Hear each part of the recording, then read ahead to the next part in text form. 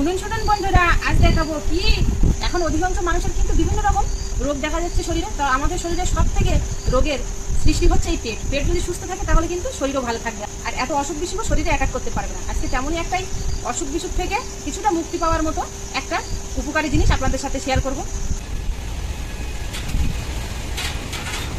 এই গাছটা তুলে নিয়েছি। এই গাছটা কিন্তু অনেকেই চেনেন, কিন্তু এর উপকারিতা জানেন না, আবার অনেকে চেনেনও না, আবার উপকারিতা তো জানেনই না।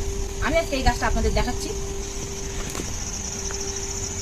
এই গাছের নাম হচ্ছে কিরে, আর এর পাতাগুলো দেখুন ঠিক এরকম।